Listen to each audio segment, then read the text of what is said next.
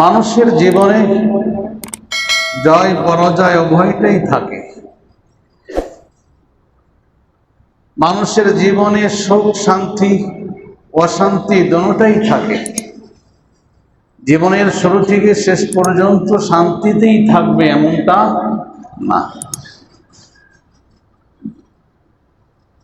প্রতিটা মানুষের জীবনেই কিছুদিন সুখ থাকে, কিছুদিন দুঃখ থাকে, কিছুদিন শান্তি, কিছুদিন অশান্তি, কিছুদিন পেরেশানি মুক্ত, কিছুদিন পেরেশানি যুক্ত।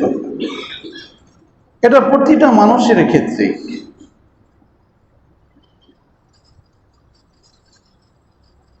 যুগে যুগে মানুষের জয় হয়েছে, আবার কিছু মানুষের পরাজয় হয়েছে। যারা বিজয় হয় তারা একটা দল, আর যারা পরাজয় বরণ করে তারা আরেকটা দল। আমি আপনি যদি পরাজয় বরণ করি তখন আমাদের করণীয় কি হবে? আবার আমি আপনি যদি বিজয় লাভ করি তখন করণীয় কি হবে? এই বিষয়টা আপনাদের সামনে একটু তুলে ধরার ইচ্ছা পোষণ করেছি। আল্লাহ তাআলা যদি তৌফিক দান করেন। কারণ সকলে অবগত আছেন, কিছুদিন হলো ছাত্ররা আন্দোলন করে বিজয় হয়েছে। তো যারা বিজয় হয়েছে তাদের করণীয় জানার দরকার আছে কি নাই? অনেক চিন্তা ফিকির করার পরে কিছু বিষয় আমার মাথায় আসছে। এই করণীয় গুলো আমার নিজের বানানো নয়, সরকারের দো আলম নবীর আদর্শ থেকে নেওয়া। কারণ রাসূলের জীবনীতেও দেখা যায় একটা সময় রাসূল জীবন পার করেছেন তখন মাজলুম, পয়গম্বর অত্যাচারিত, নিপীড়িত। কাফের মুশরিকরা পয়গম্বরের উপর জুলুম অত্যাচার চালিয়েছেন। বিশেষ করে মক্কি জীবনে দীর্ঘ 13টি বছর পয়গম্বর মাজলুম ছিলেন, সাহাবায়ে কেরাম মাজলুম ছিলেন। কাফের মুশরিক তখন শক্তিশালী ছিল, কাফের মুশরিক বিজয়ী ছিল। রাহমাতুল লিল আলামিন তখন কি করেছেন? সবর করছেন, ধৈর্য ধারণ করেছেন। সবর এটা অনেক বড় গুণ, যার কারণে আল্লাহ পাক কোরআনে হাকিমে সবরের কথা অনেক বলেছেন।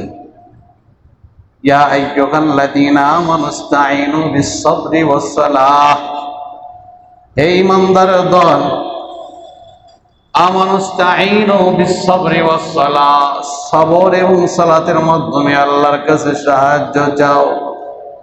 ইন্নাল্লাহা মা'আস-সাবিরিন, নিশ্চয় আল্লাহ পাক সবরকারীদের সাথে আছে। সুবহানাল্লাহ।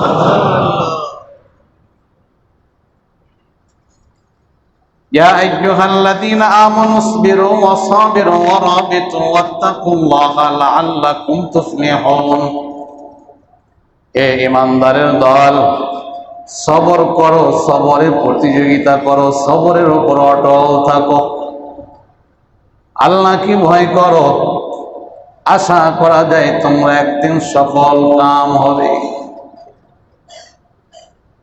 এইভাবে আল্লাহ পাক রব্বুল আলামিন সবরের বিভিন্ন আলোচনা করেছেন কোরআনে হাকিমের মধ্যে। ইন্নামা ইয়াওয়াফাস সাবিরুনা আজরাহুম বিগাইরি হিসাব।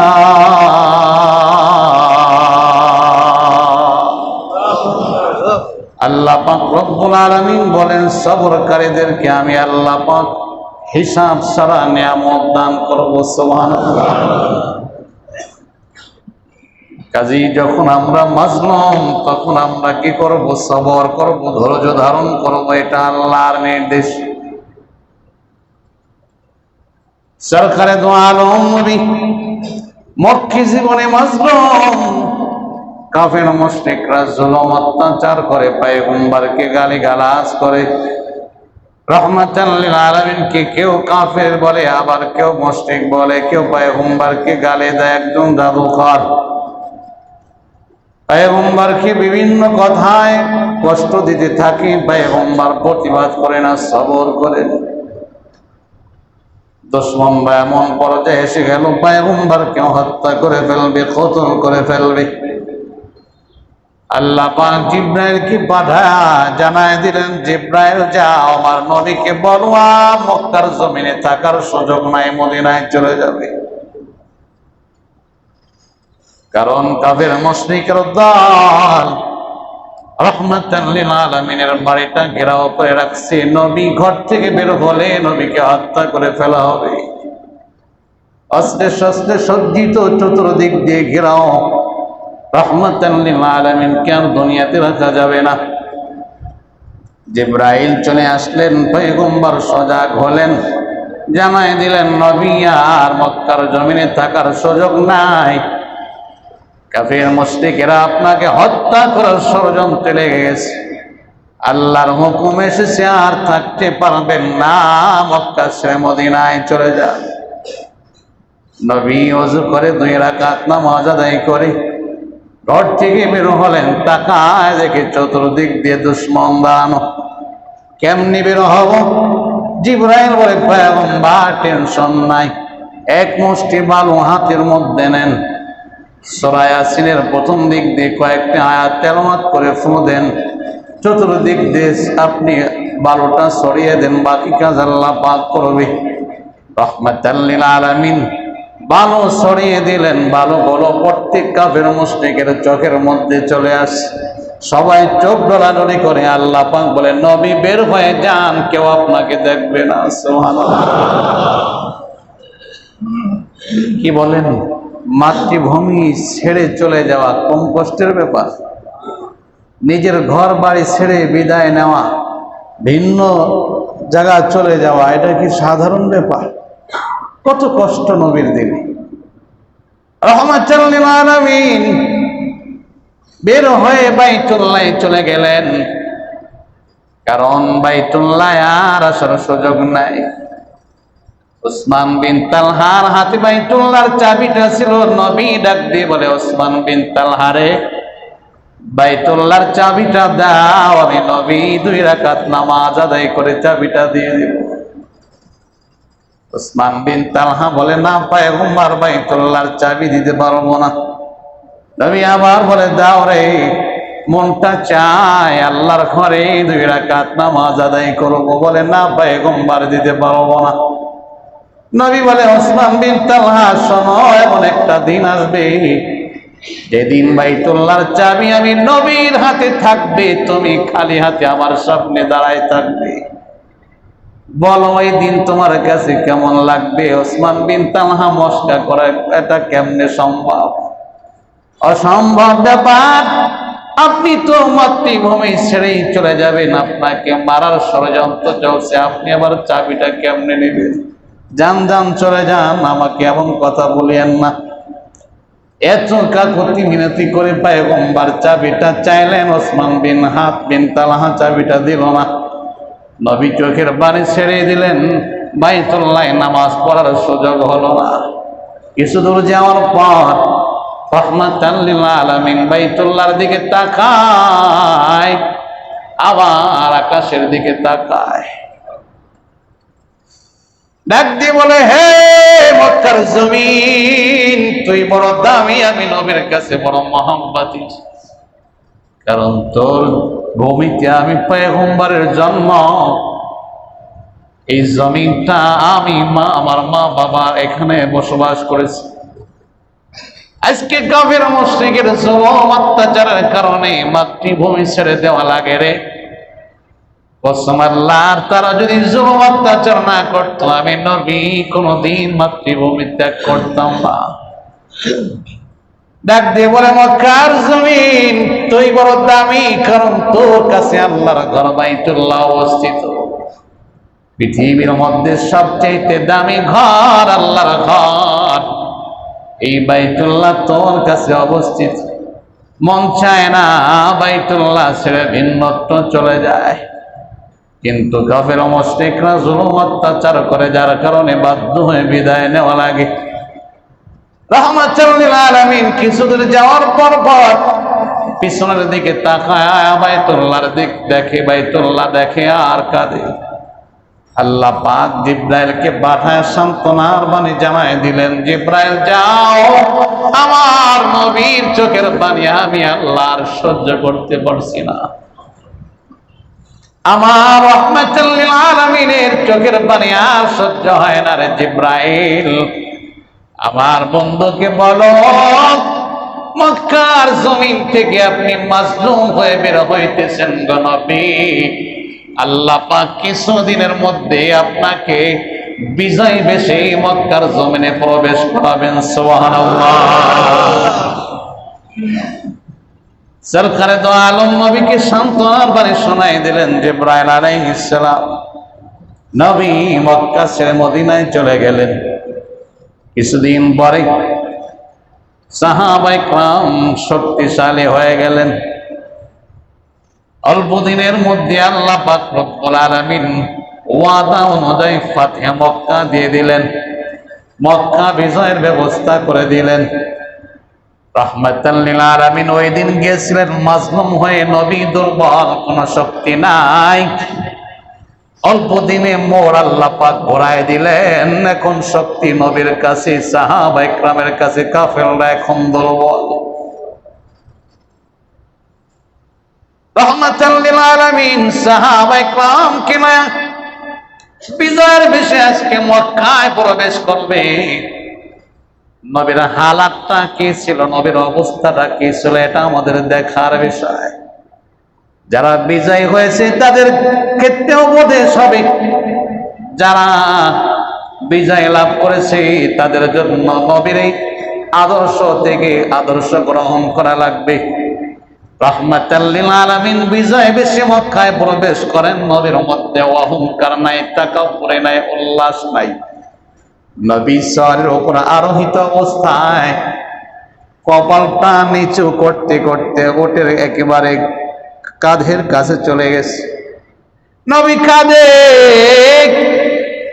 আর আল্লাহর শুকরিয়া আদায় করে, আল্লাহ গো, আমি আমার শক্তি বলে, ক্ষমতা বলে, যোগ্যতা বলে মক্কা বিজয় করতে পারি নাই।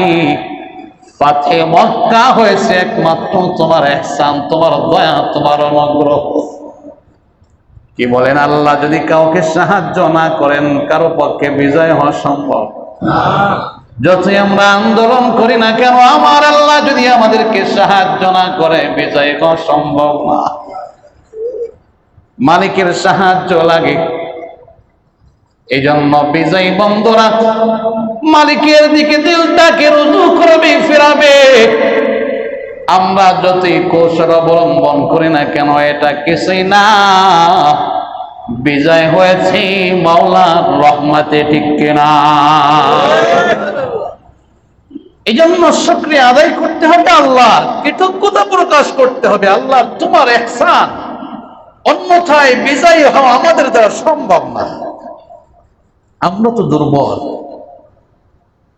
সরকারে তো আলম নবী কাঁধে মাথা নিচু করে মক্কায় প্রবেশ করেন। কাফির মুশরিকরা তাকায় তাকায় দেখে নবী বিজয়ের বেশে প্রবেশ করতেছেন। নবীর সাথে 10,000 সাহাবী। সুবহানাল্লাহ। কাফিররা থরথর করে কাঁপতেছে, একে অপরকে বলে, কি হবে জানি না, আমরা এক সময় শক্তিশালী ছিলাম, নবীর উপর জুলুম করেছি, সাহাবায়ে কেরামের উপর জুলুম করেছি। ওই যে 10,000 সাহাবীর মধ্যে হযরতে বিলালে হাবশিকে দেখা যায়, যেই বিলালে হাবশির অপরাধটা কি ছিল, শুধু কালিমা পড়ার কারণে গলার মধ্যে রশি লাগায় মক্কার গলিতে টানা হয়েছে। ওই সেই বিলাল, যেই বিলালকে উত্তপ্ত বালু কোনার উপরে শোয়ায়া বড় পাথর বুকের উপর চাপা দিয়ে রাখা হয়েছে। বেত্রাঘাত করতে করতে বিলাল জ্ঞান হারিয়ে ফেলছে, রক্তে রঞ্জিত হয়ে গেছে। সেই বিলাল আজকে দুর্বল না, বিলাল আজকে সবল, বিজয়ের বেশে প্রবেশ করতেছে। আমরা হইলাম আজকে দুর্বল। জানি না বেলাল আজকে কেমন প্রতিশোধটা নেয়। এক এক সাহাবীর চেহারার দিকে তাকায় আর তাদের পিছনের কথা স্মরণ হয়। আরে ওই সাহাবীকে আমরা এমন কষ্ট দিয়েছিলাম, ওই সাহাবীকে এমন কষ্ট দিয়েছিলাম, তার আত্মীয়কে আমরা শেষ করে দিয়েছি। সবার অন্তর কাঁপতেছে, না জানি আজকে আমাদের ধ্বংস হয়ে যায় কিনা। আল্লাহর নবী রাহমাতাল লিল আলামিন প্রবেশ করে ওসমান বিন তালহার কাছ থেকে চাবিটা নিয়ে নিলেন, বাইতুল্লাহর তালা খুলে পয়গম্বর ভিতরে চলে গেলেন। একজন ঘোষক পাঠানো হলো, জানায় দাও আজকে বিজয়ের দিনে যারা আবু সুফিয়ানের ঘরে অবস্থান করবে তাদেরকে কিছু করা হবে না, মাফ করে দেওয়া হবে। বিজয়ের দিনে যারা স্বীয় ঘরের মধ্যে দরজা বন্ধ করে থাকবে তাদেরকে কিছু বলা হবে না। এভাবে ঘোষণা করা হলো। কেউ আবু সুফিয়ানের ঘরে চলে যায়, কেউ নিজ ঘরের দরজা বন্ধ করে বসে থাকে, বাহিরে কেউ থাকে না। যদিও ঘরের মধ্যে বসা, তারপরের ভয় যে আমাদেরকে ঘরে থাকতে যদিও বলা হয়েছে, না জানে এটা কোনো কর্মকৌশল কিনা। আমরা ঘরে থাকবো, হঠাৎ করে তারা এসে আমাদেরকে আক্রমণ করে আমাদেরকে ধ্বংস করে দেবে। এভাবে রাত্র হয়ে গেল। নারীদের ঘুম নাই, পুরুষদের ঘুম নাই, শিশু বাচ্চাদের ঘুম নাই, সবাই পেরেশান, না জানি মুসলমানরা আবার আমাদের খবর আক্রমণ করে শেষ করে দেয় কিনা। শেষ রাত্রে এসে গেছে, মুসলমানদের কোনো আনাগোনা নাই। একে অপরে বলতে থাকে, কি গো ওই মুসলমানরা তো এখন আমাদের উপর আক্রমণ করতে আসলো না। মহিলারা বলে, ঘরের ছাদের উপরে দাঁড়াও, দেখো মুসলমানরা আবার কি পরামর্শ করে।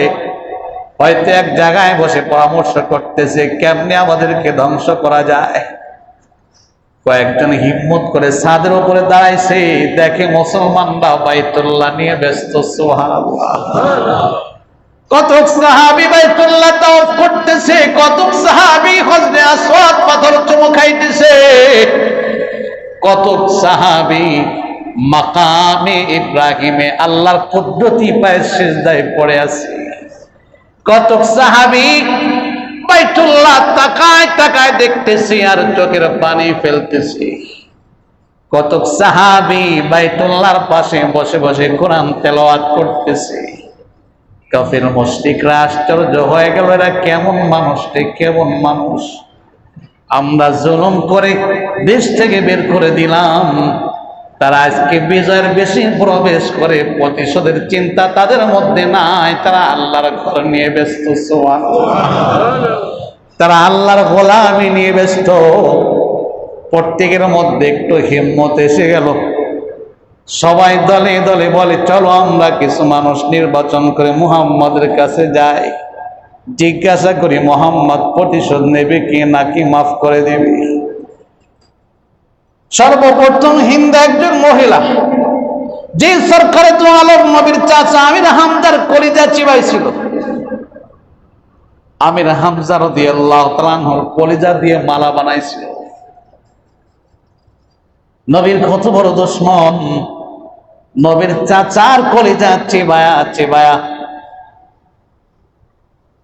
টুকরা টুকরা করে ফেলেছে, আবার কিছু কলিজা দিয়ে গলার হার বানাইছে। রাহমাতুল লিল আলামিনের সামনে এসে বলে, ও পয়গম্বর, আমি তো একজন অপরাধী, এমন অপরাধী মনে হয় দুনিয়াতে নাই। আপনার চাচার কলিজা চিবাইছি, আপনার চাচার কলিজা দিয়ে গলার হার বানাইছি।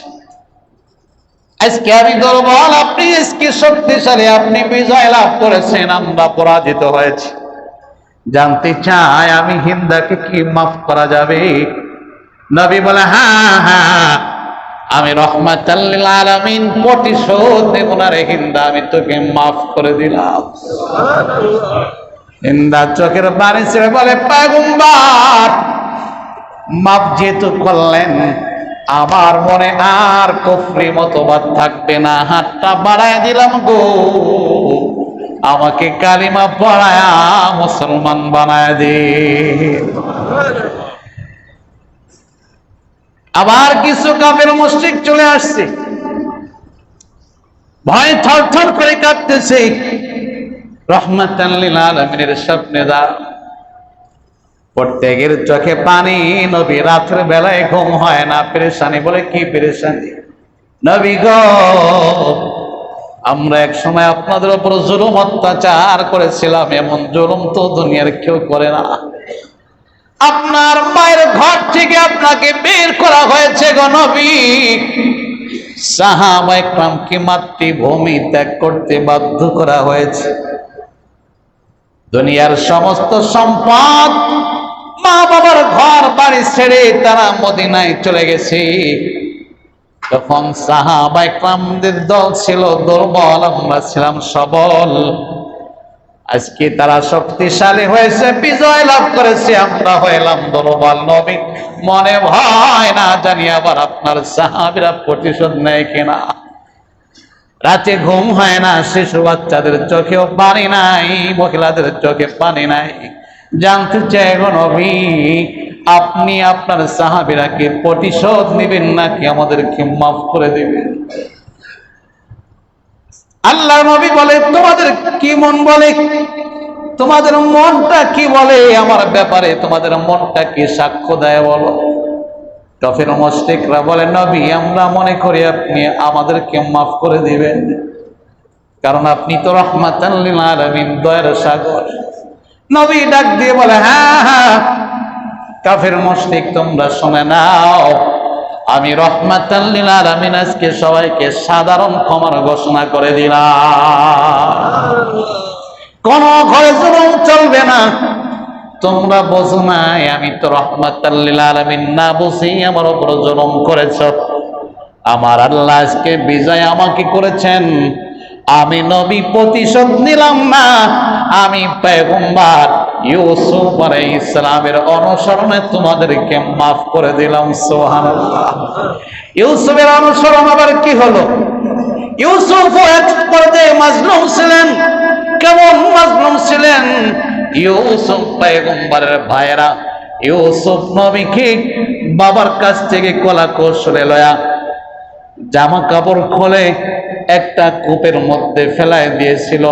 ইউসুফ পয়গম্বরকে কূপের মধ্যে ফেলাই দিয়েছে, মনে করছে ইউসুফ পয়গম্বর কূপের মধ্যে শেষ হয়ে যাবে, কূপ থেকে উঠতে পারবে না। কারণ নিচে পচা পানি ছিল, সাপ বিচ্ছু ছিল। ইউসুফ পয়গম্বরের বাঁচার মতো কোনো রাস্তা ছিল না। কিন্তু আমার আল্লাহ যদি বাঁচায়, মারার ক্ষমতা দুনিয়ার কারো নাই। পানিতে ইউসুফ পয়গম্বর পড়ে নাই, তার আগে আল্লাহ পাক জিব্রাইলকে পাঠাইছিলেন, জিব্রাইল যাও, আমার ইউসুফ পানিতে পড়ার আগে নিচ থেকে একটা পাথর ধরো, আমার ইউসুফ পাথরের উপরে দাঁড়ায় যাবে। সুবহানাল্লাহ। ইউসুফ পয়গম্বর পাথরের উপরে দাঁড়ায় গেলেন। পাশ দিয়ে এক বণিক বাহিনী যাচ্ছিল, পানির পিপাসা লাগছে, কূপের মধ্যে বালতি ফেলছে পানি ওঠানোর জন্য। ইউসুফ পয়গম্বর যখন বালতি দেখলেন, রশি দেখলেন, ধরলেন, রশি টান দিয়া ওপরের লোকজন টানে, বলে এত ভার কেন? টানতে টানতে ইউসুফ পয়গম্বর উপরে চলে আসছে রশি ধরিয়া। সবাই আশ্চর্য হয়ে গেলেন, শিশু বাচ্চা, কত সুন্দর চেহারা, এই কূপের মধ্যে কেমনে পড়লো, কি হালাত? জিজ্ঞাসা করে ইউসুফ পয়গম্বর ঘটনা বর্ণনা করে। এমন সময় তার ভাইরা দূর থেকে দেখতে পায় ইউসুফ পয়গম্বর কূপ থেকে উঠে আসছে। সবাই চলে আসে, ডাক দিয়ে বলে, ইউসুফ তুমি কোনো কথা বলবা না, কারণ তুমি আমাদের গোলাম। আপন ভাই তার ভাইকে ইউসুফ পয়গম্বরকে গোলাম বলতেছে। বণিকদের কি বলে, তোমরা যদি এই গোলামটাকে খরিদ করতে চাও তাহলে তোমাদের কাছে বিক্রি করা হবে, অন্যথায় গোলামকে আমাদের কাছে দিয়ে দাও, আমরা শেষ করে দেব, কারণ সে ভালো না, তার আখলাক খারাপ, বিভিন্ন বদনাম করছে। বণিকরা বলে, অসুবিধা নয়, আমরা তাকে খরিদ করব। কিছু মুদ্রা দিয়া ইউসুফ পয়গম্বরকে খরিদ করে নিয়ে মিশর চলে গেলেন। আল্লাহ পাক রব্বুল আলামিন ইউসুফ পয়গম্বরকে একটা পর্যায়ে নবুয়তি দান করলেন। যেই রাষ্ট্রে মাজলুম ছিলেন ইউসুফ পয়গম্বর, মিশরের বাদশাহ হয়ে গেলেন। সুবহানাল্লাহ।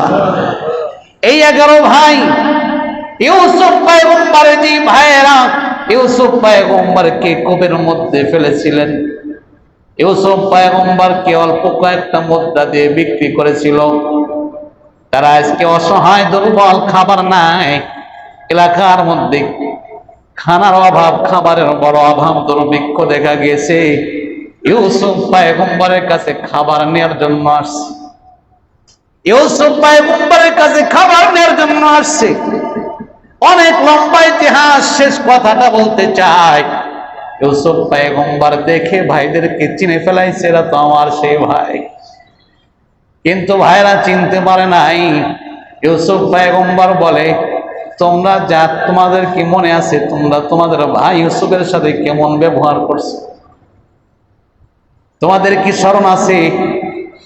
সাথে সাথে ভাইরা বলে ফেললো, ক্বালু আইন্নাকা লানতা ইউসুফ, তাহলে তুমি কি সেই ইউসুফ?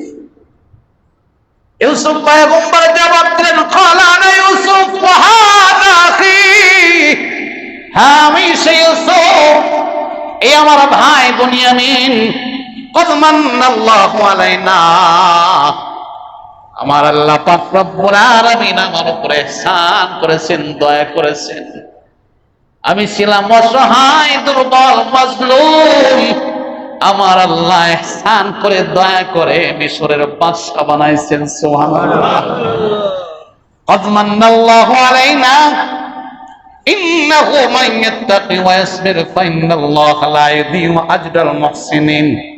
ক্বালু তাল্লাহি লাকাদ আথরাকাল্লাহু আলাইনা ওয়া ইন কুন্না লাখাতিইন। ক্বালা লা তাসরিবা আলাইকুমুল ইয়াওম ইয়াগফিরুল্লাহু লাকুম ওয়া হুয়া আরহামুর রাহিমিন। ইউসুফ পয়গম্বরের ভাইরা যখন ভাইয়ের পরিচয়টা পেয়ে গেলেন, প্রত্যেকের মধ্যে কম্পন আরম্ভ হয়ে গেল।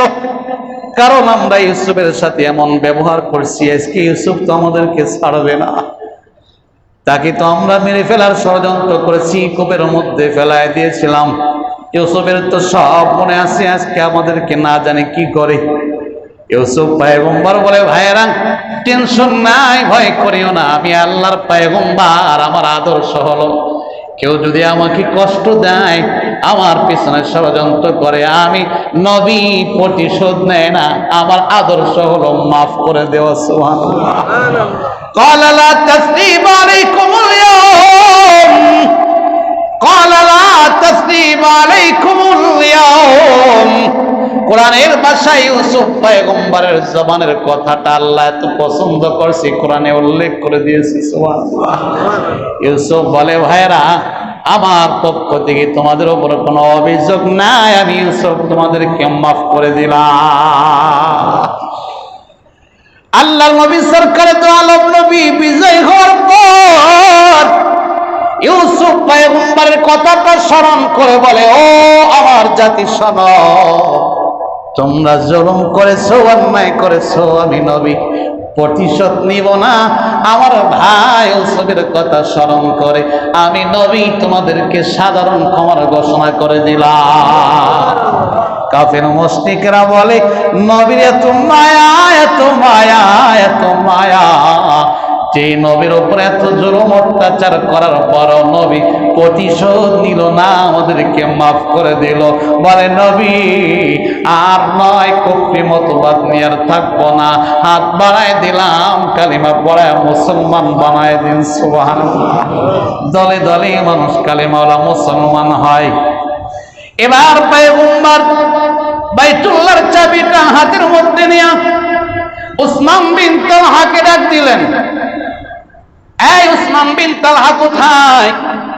উসমান বিন তালহা তো ভয়ে পালায়াছিল, কারণ স্মরণ হয়েছে এই নবী তো আমার কাছে চাবিটা চেয়েছিল, চাবিটা আমি তো তখন দেই নাই।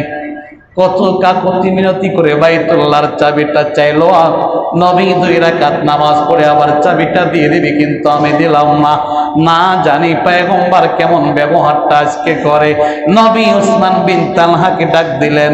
উসমান বিন তালহা দৌড়ায় পয়গম্বরের কাছে চলে আসলেন। নবী ডাক দিয়ে বলে, উসমান বিন তালহা রে, আমি বলেছিলাম একদিন আমার আল্লাহ আমার হাতে বাইতুল্লাহর চাবিটা দিয়ে দেবে, আর তুমি আমার সামনে খালি হাতে দাঁড়ায় থাকবা। দেখো আমার আল্লাহ তার ওয়াদা পূরণ করে আমার হাতে বাইতুল্লাহর চাবিটা দিয়ে দিলেন। এ উসমান বিন তালহা, শোনো রে, আমি পয়গম্বর আদর্শ কেমন ভালো করে জেনে নাও। আমি পয়গম্বর প্রতিশোধ নেই না। তুমি মনে করছো তোমার হাতে বাইতুল্লাহর চাবিটা আর দেয়া হবে না, কারণ তুমি কালিমাওয়ালা মুসলমান হও নাই, এখনো তুমি কুফরি অবস্থায় আছো, মুশরিক অবস্থায় আছো। না রে উসমান বিন তালহা, আমি নবী আল্লাহর শুকরিয়া আদায় করে আল্লাহর কৃতজ্ঞতা প্রকাশ করি, নিজেকে ছোট মনে করি, দাও নেই বাইতুল্লাহর চাবিটা। আমি নবী, তুমি উসমান বিন তালহার হাতে প্রদান করে হাতটা দিয়ে দাও। সুবহানাল্লাহ। উসমান বিন তালহা হাতটা দিয়ে দিলেন, পয়গম্বর চাবিটা দিয়ে দিল। এবার রাহমাতুল লিল আলামিন বলে, উসমান বিন তালহা শুনে নাও, বাইতুল্লাহর চাবিটা শুধু তোমার কাছে থাকবে না, তোমার মরণের পর আমি নবী আল্লাহর কাছে দোয়া করে যাই, এই বাইতুল্লাহর চাবিটা তোমার বংশের মধ্যে থাকবে। 1-2 দিন না রে, আমি পয়গম্বর আল্লাহর কাছে দোয়া করে যাই, কিয়ামত পর্যন্ত তোর বংশের মধ্যে বাইতুল্লাহর চাবিটা যেন আল্লাহ রাখে। ওসমান বিন তালহা নবীর এত সুন্দর আখলাক দেখে আর চোখে পানি রাখতে পারলেন না, চোখ দিয়ে পানি জড় করে পড়ে আর বলে, নবী আপনার আদর্শ এত সুন্দর, আপনার আখলাকটা এত চমৎকার আখলাক, নবী গো আর দেরি করেন না, আমি ওসমান বিন তালহাকে কালিমা পড়ায়া মুসলমান বানায় দিই। ওসমান বিন তালহা কালিমা পড়ে মুসলমান হয়ে গেল নবীর আখলাক দেখে। রাহমাতুল লিল আলামিনের এই আদর্শ থেকে আমাদের শিক্ষা হলো, যারা বিজয় হয়েছে আর যারা পরাজয় বরণ করছে, যারা পরাজয় বরণ করছে তাদেরকে মাফ করে দেবে, এটা নবীর আদর্শ, এটা আল্লাহ পাকের নির্দেশ। খবরদার, আমাদের মূল টার্গেট যেহেতু জান্নাত, এই দুনিয়ার সফলতা আসল সফলতা না, আসল সফলতা সামনে রয়ে গেছে, মরণের পরের সফলতাটা হলো আসল সফলতা। হাসরের ময়দানের সফলতা হলো আসল সফলতা। যদি জান্নাতি হয়ে যায় তখন আসল সফল কাম হয়ে যাবে, আর যদি জাহান্নামী হয়ে যায় তাহলে সফলতা হবে না। এজন্য সাময়িক বিজয় হয়ে আনন্দ উল্লাস করতে গিয়ে সীমা লঙ্ঘন করা যাবে না, পরাজিতদের উপর জুলুম অত্যাচার করা যাবে না, তাদের ঘরে ঘরে হামলা করা যাবে না, এটা নবীর আদর্শ নয়। নবীর আদর্শ, যারা পরাজয় বরণ করবে তাদেরকে মাফ করে দাও, তাদেরকে ক্ষমা করে দাও, তাদের উপরে ইহসান করো, দয়া করো, কি হবে ওই সমস্ত দুশমন তোমার বন্ধ হয়ে যাবে, ঠিক কিনা? আরে আল্লাহ পাক রব্বুল আলামিন কোরআনে হাকিমের মধ্যে বলেন, আল্লাযীনা ইউনফিকুনা ফিস সাররাই ওয়াল কাযিমিনাল গায়জ ওয়াল আফিনা আনিন নাস। এই আয়াতে কারিমার মধ্যে জান্নাতি বান্দাদের কিছু গুণের বর্ণনা করা হলো। এর আগে আল্লাহ বলেছে উইদ্দাত লিল মুত্তাকিন, আমি আল্লাহ জান্নাতটা বানাইছি মুত্তাকি বান্দাদের জন্য। মুত্তাকি কারা গো, তাদের গুণ কেমন থাকবে? আল্লাহ পাক বলে, আল্লাযীনা ইউনফিকুনা ফিস সাররাই ওয়াদ দাররাই, সচ্ছল অবস্থায় অসচ্ছল অবস্থায় আল্লাহর রাস্তায় দান করবে, গরিব তারপরে অল্প হলেও দান করে, ধনী হলেও দান করে। ইউনফিকুনা ফিস সাররাই ওয়াদ দাররাই ওয়াল কাযিমিনাল গায়জ, 2 নম্বর গুণ বললেন রাগটাকে হজম করবে। আরে আমার উপর জুলুম করেছে, আমার মধ্যে তো রাগ থাকবে, আজকে আমি সবল, কালকে আমি সবল ছিলাম না, সে কেন জুলুম করলো, তার উপরে আমি জুলুম করব। আল্লাহ পাক বলেন, না, তুমি যদি জান্নাতি হইতে চাও, তুমি যদি জান্নাতের মালিক হইতে চাও, রাগ আসছে, রাগটাকে হজম করো, আমি আল্লাহ ঘোষণা করলাম মরণের পর তুমি জান্নাতি হবে। ওয়াল কাযিমিনাল গায়জ, রাগ আসবে, রাগটাকে মুমিন বান্দা হজম করবে, জুলুম করবে না। ক্ষমতা আসছে, জুলুম করবে না, মাফ করে দিবে। কেন মাফ করবে? তার টার্গেটটা থাকবে জান্নাত। আমার আল্লাহ মাফ করতে বলছে, মাফ করে দেবে, বিনিময়ে জান্নাতটা নিয়ে নেব। ওয়াল কাযিমিনাল গায়জ ওয়াল আফিনা আনিন নাস, আল্লাহ পাক 3 নম্বর গুণটা বললেন, মুমিন বান্দা মুত্তাকি বান্দা যারা জান্নাতে যাবে তাদের আরেকটা গুণ হলো ওয়াল আফিনা আনিন নাস, মানুষকে তারা ক্ষমা করে দেবে। সুবহানাল্লাহ। ওয়াল আফিনা আনিন নাস, মানুষকে ক্ষমা করে দেবে। আমি ইমাম সাহেবের ওপর জুলুম করলেন, আমি জুলুম করলাম না, মাফ করে দিলাম। আল্লাহ পাক বলে মাফের গুণটা তুমি অর্জন করলা। এই ইমাম সাহেব শোনো, মরণের পর তোমার ঠিকানা হবে জান্নাত। সুবহানাল্লাহ। আপনার ওপর জুলুম করলো, আপনার তখন জুলুম করার ক্ষমতা ছিল না, আপনি ছিলেন মাজলুম, আপনি ছিলেন দুর্বল। কিন্তু আজকে বিষয়টা উল্টে গেছে, আল্লাহ পাক বিষয়টা উল্টায় দিল, আপনাকে ক্ষমতা দিল, ওই বান্দাকে মাজলুম বানায় দিল। ও বন্ধু, আপনি জান্নাত যদি পাইতে চান, প্রতিশোধ নিবেন না, তাকে আল্লাহর দিকে তাকায় মাফ করে দিবেন। আমার আল্লাহ পাক বললে লাভটা কি হবে জানো? দুনিয়া তো যেমন সফলতা অর্জন করলা, আসল সফল কাম মরণের পরে হবে। তুমি হাসতে হাসতে জান্নাতে প্রবেশ করবে। সুবহানাল্লাহ। কাজেই আমরা এখান থেকে শিক্ষা নেই, প্রতিজ্ঞা করি, আমরা জুলুমের শিকার হয়েছি, অসুবিধা নাই, আমরা তাদেরকে মাফ করে দেব, আমরা প্রতিশোধ নিব না, বিনিময়ে আমরা আল্লাহর কাছে জান্নাতটা চাই। আওয়াজ দিয়ে বলুন ঠিক কিনা? রাজি আছি তো ইনশাআল্লাহ? দিনের মধ্যে আর রাগ থাকবে না, রাগটাকে হজম করব, প্রতিশোধ নিব না, মাফ করে ইহসান করব, দয়া করব। দুশ্মন যেন আমার বন্ধু হয়ে যায়, আর প্রতিশোধ না নেওয়ার ফলাফলটা আল্লাহর কাছ থেকে নেব, বিনিময়ে জান্নাতুল ফেরদাউসে চলে যাব, চিরস্থায়ী শান্তি, চিরস্থায়ী সফলতা। আল্লাহ পাক রব্বুল আলামিন এই গুণগুলো অর্জন করে আখিরাতের সফল কাম বান্দা হিসেবে আমাদেরকে কবুল করুন। সকলে বলুন আমিন।